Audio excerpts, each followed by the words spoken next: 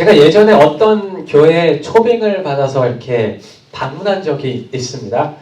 거기서 제가 여러 가지 것들을 보고 경험을 했는데 그 중에서도 상당히 인상 깊었던 것이 있습니다. 뭐 엄청나게 대단한 건 아니고 그냥 그 교회에 먹을 게 그렇게 많더라고요. 스낵부터 시작해서 뭐 군것질 할 것들이 뭐 가는 데마다 방마다 이렇게 먹는 게 이렇게 있더라고요. 식사하는 것에도 되게 진심이에요. 막 바베큐도 구워 먹고 식당이 본당보다 더 큰 그런 정도의 어떤 그런 먹는 것에 진심인 교회였는데 뭐 아직 배가 꺼지지도 않았는데 뭐 식사 시간이 되었다고 밥 먹으러 가자고 하고 뭐 간식 먹으러 가자고 하고 후식 먹으러 가자고 하고 막 그냥 저와 제 일행들을 뭐 계속 이렇게 먹여줬어요. 심지어 이제 밤에 그게 배가 이렇게 막 불러갖고 밤에 이제 그냥 호텔에 갔어요. 그냥 호텔에 가서 잠을 자려고 들어갔는데 숙소에 거기서도 스낵 이렇게 한 방울 갖다 들어갔는데 그래서 그거 그냥 주섬주섬 주머니 속에 넣었는데 나중에 알고 보니까 그 교회의 좌우명 중 하나가 잘 먹여주는 교회더라고요. 그러니까 잘 먹여줘야 되는 건가? 그러니까 오는 사람들 다 이렇게 먹여줘. 뒤에 학생들 되게 좋아하는데 나중에 소개시켜줄게 어떻게 될지 거기 가면 배 터지게 먹을 수 있습니다. 그러니까 저와 이제 제 방문했던 목사님들한테만 잘해준 게 아니라 그냥 교회 전체적으로 잘 먹는 교회였습니다. 그래서 이제 먹을 것이 이제 많아서 이제 가서 이렇게 대접받고 그러니까 좋기는 했는데 한편으로는 이제 목사로서 이제 어떻게 보면 교회를 이렇게 전체를 이렇게 보는 그런 사람의 입장으로서 한편으로는 이런 생각이 들더라고요. 너무 과한 게 아닌가? 왜냐하면 교회가 먹는 데만 돈을 쓰는 게 아니잖아요. 여기저기 뭐 사람도 이렇게 프로그램도 만들어야 되고 뭐 건물도 관리하고 그러려면 다 돈 들어가고 그럴 텐데 왜 여기에 이렇게 많이 쓰지? 그런가 하는 어떤 걱정이 이렇게 쓱 들더라고요. 그래서 제가 오늘 이제 본문을 이렇게 쭉 보면서 말씀에서 나오는 것들을 이렇게 생각해 보면서 문득 떠오른 것은 근데 그 교회가 그렇게 생각하는 방향, 잘 먹여주는 거, 그렇게 관대한 그런 방향이 옳을 수 있겠다라는 그런 생각이 들었습니다. 특히 사람들에게 넉넉하게 베푸려 하는 마음이 바로 하나님께서 우리에게 원하시는 삶의 모습과 일치한다는 것을 본문을 통해서 발견할 수가 있었습니다. 저는 오늘 이 마태복음에서 나타나는 예수님의 말씀 하나를 살펴봄으로써 이 하나님께서 우리에게 원하시는 이 넉넉함에 대해서 잠시 생각해보는 시간을 갖고자 합니다. 여러분, 하나님은 모든 사람을 차별 없이 사랑하시지만 우리의 모든 행동을 허용하시지는 않습니다. 하나님께서 원하시는 행동과 원치 않으시는 행동에는 분명한 구분이 있습니다. 오늘 말씀은 이런 구분을 지극히 작은 자에 대한 태도를 통해서 이렇게 풀어내고 있는 이건 뭐라고 그러죠? parable이라고 그러죠? 비유? 비유라고 하는데 비유를 통해서 이제 얘기를 하고 있어요. 간단히 얘기해서 이 마지막 심판에 대해 그동안 이 지극히 작은 자를 외면하지 않고 잘 챙겨주었던, 잘 대해주었던 사람은 천국에 들어갈 수 있고 이 사람들을 외면하고 잘 대해주지 못하는 사람들은 영원한 불, 그러니까 소위 말해서 지옥에 들어간다는 것이 본문의 핵심입니다. 언뜻 보기에는 그냥 착하게 살아라, 혹은 어려운 사람 잘 대해줘 정도로 볼 수 있는 이 본문을 조금 더 깊이 이해하기 위해서 우리가 한 가지 이런 질문을 던질 필요가 있을 것 같아요. 바로 본문에서 말하고 있는 지극히 작은 자가 도대체 누구인가입니다. 왜냐하면 이들이 정확히 누군지 알아야 우리가 도울 수 있을 거 아니에요. 그래서 이 질문에 대해서 잠시 생각해 보고자 해요. 오늘 본문에서 지극히 작은 자로 번역하고 있는 그리스 언어 엘락시스토스라는 어떤 그 단어는 이 문맥상에 별로 중요하지 않는 사람 정도로 이해할 수 있어요. Not important, insignificant persons 정도로 이해할 수가 있습니다.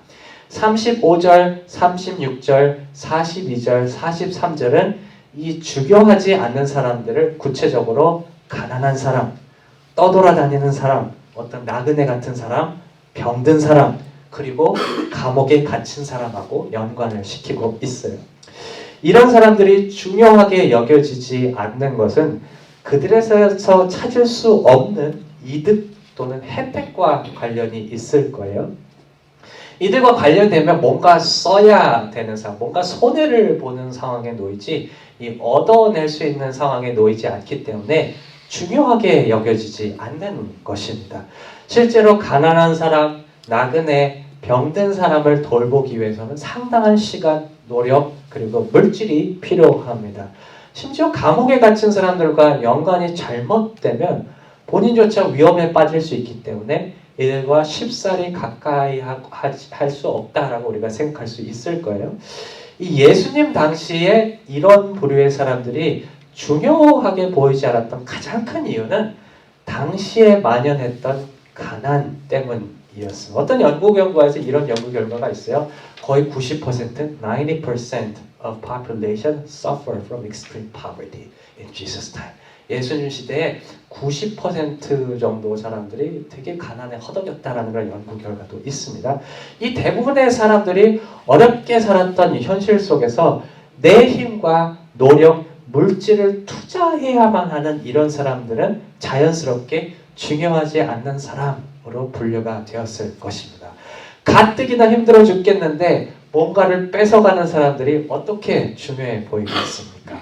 그보다는 자신들에게 뭔가 도움을 줄 수 있는, 도움이 될 수 있는 돈 많은 사람, 힘이 많은 사람들에게 끌리는 것이 아마도 당연한 현상이었을 거라 우리가 생각할 수 있습니다. 그리고 이런 사람들은 별로 중요하지 않은 사람과 상반되는 매우 중요한 사람들로 인식이 되었을 것입니다.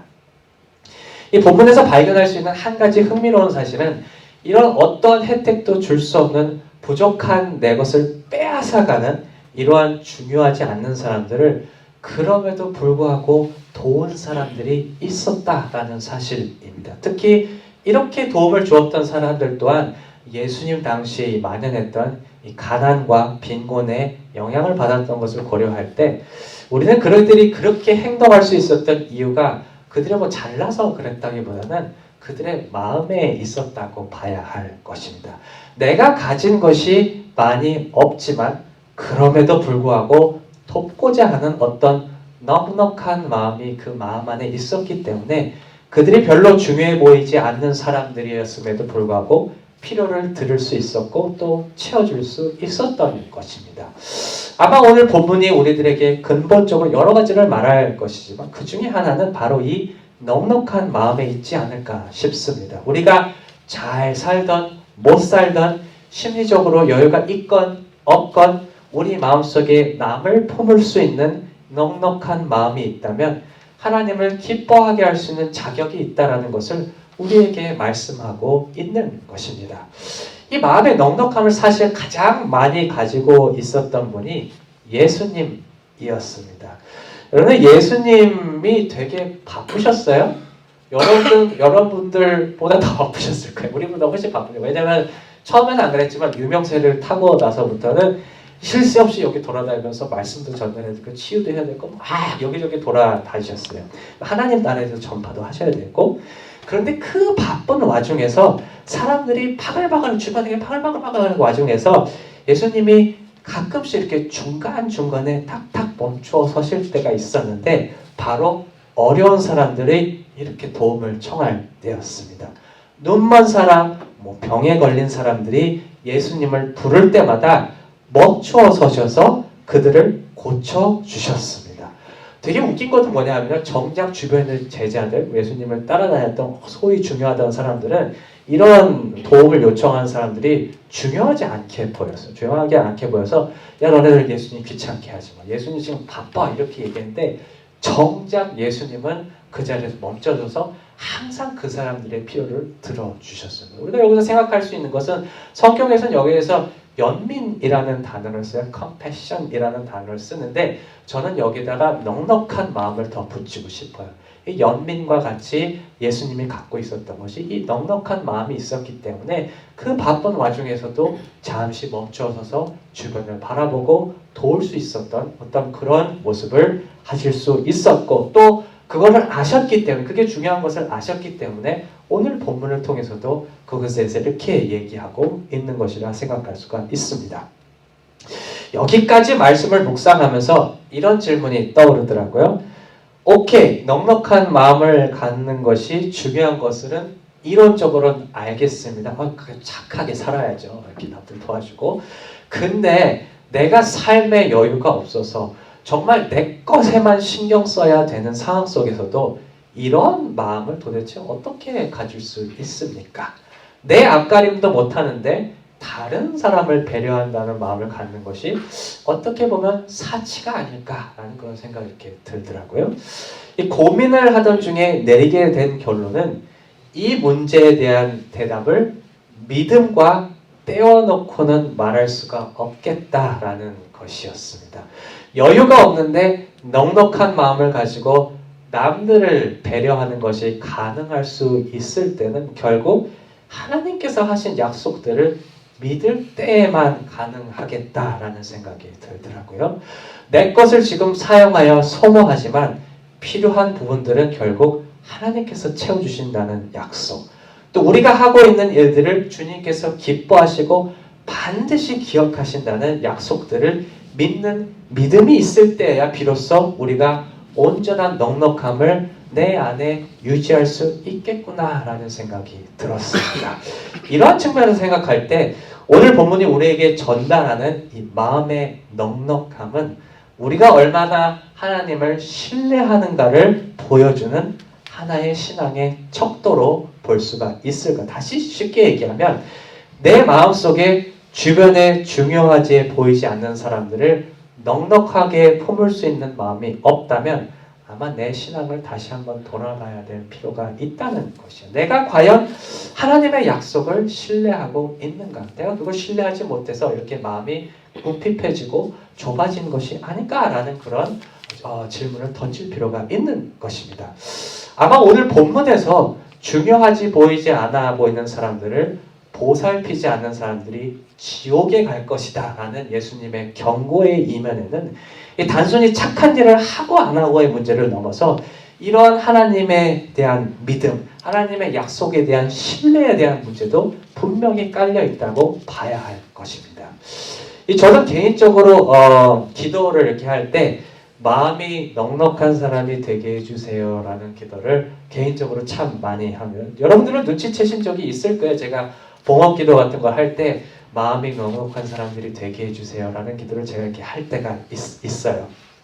제가 왜 이런 기도를 하냐면 결국 물질이 우리에게 줄 수 있는 한계를 넘어설 수 있게 만드는 것이 이 넉넉한 마음을 갖는 것임을 많이 깨달았기 때문이에요.